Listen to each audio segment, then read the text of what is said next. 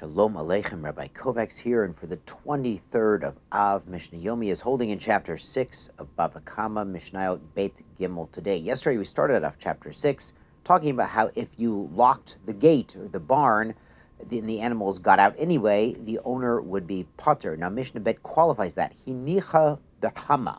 If they left the animals in the heat, in the sun, without shade, Osha Misora Laherish, or he gave it over to a Herish, a deaf mute who's not able to communicate normally and therefore doesn't have a normal level of intellectual development in those days, or Shota, someone who's out of his mind, not legally competent, Vikotan, someone who's not bar bat mitzvah, V'yotzav Ezika, and the animal got out and then did damage to someone else's property, Chayev, he has to pay. Now the idea here is the owner has left the animal in a situation where it's not properly guarded. Now, even if the gate is locked, if the animals are sweltering in the summer sun, they're going to do anything they can to find shade or find cool water. You'll see this up in Golan, where they have cows and cattle, that when it's very hot, they all try to crowd around under the trees and get whatever shade is available.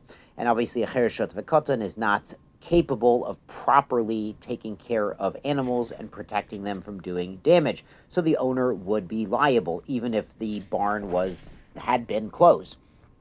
Mishnah continues, Misora l'roe, he gave it over to a shepherd, Nichnas roe tachtav. The shepherd is now in place of the owner for liability. Now that should be obvious because we talked about giving an animal to a shomer. The Gemara explains we're talking about a shepherd who's the master shepherd, and he has apprentices working for him, working under him. And even though the owner of the animal only gave the animals to the master shepherd or the main shepherd, the expectation was he would give it over to the junior shepherds, and those junior shepherds would be liable if they are negligent with the animal.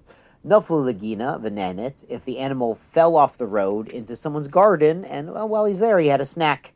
Mishalamit ma shenehenit. So the owner has to pay, or the person responsible has to pay for whatever the animal benefited. Now recall we talked about before, normally you feed animals inexpensive things like barley, so even though the animal might have eaten expensive blueberries and saffron, they would only pay the value of barley because that's the benefit, because now the owner doesn't have to feed the animal dinner. Yarda kedarka v'hizika, if the animal didn't fall off the road, didn't get pushed off the road, but it saw a nice garden and went down there on purpose, mishalemet masha hizika.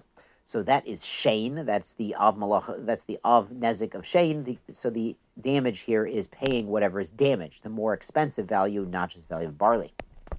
So now the Mishnah explains, Ketzad Mishalemet Masha Zika. How do we evaluate, how does the court assess the value of what this animal has damaged in someone else's garden or field?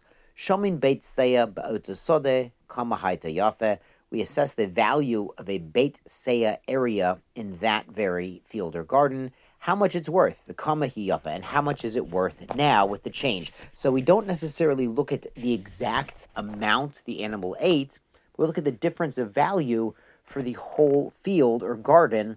You know, if someone would pay 1,000 for the garden before the damage, and they'd pay 995 after the damage, even if the damage was technically maybe 25 zuz, you know, it could be less by assessing it through this method.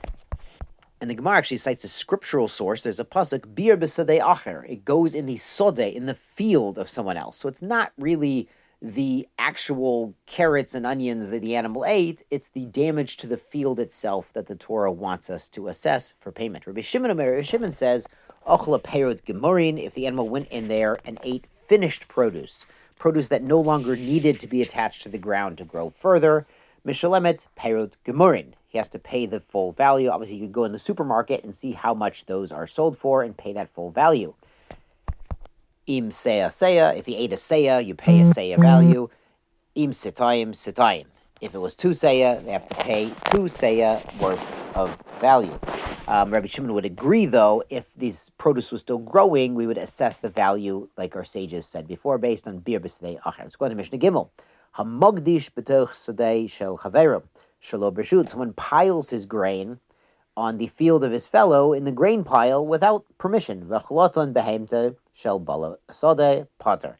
The animal of the field owner eats some of this produce that he doesn't have to pay anything, didn't have permission. Im chuzka behen, if he falls on this stack of peiros, bola godish chayiv, the guy who stacked it there without permission must pay for the damage to the animal.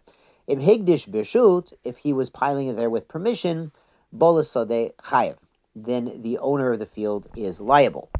Now, the Gemara over on Daf 59 explains this sounds a lot like the cases in chapter 5, Mishnah 3, where Rebbe said bringing something onto your property doesn't necessarily mean you're liable. So maybe this Mishnah is not like Rebbe. To explain, it could be a case here where they would agree, this year we'll stack all our produce on your field and you're responsible for guarding it. And, we'll take turns, we'll rotate. So in that case, even Rebbe would agree that since they have some sort of arrangement, they have a custom, that allowing someone to stack the produce, on piles on a certain field, the owner of the field is responsible.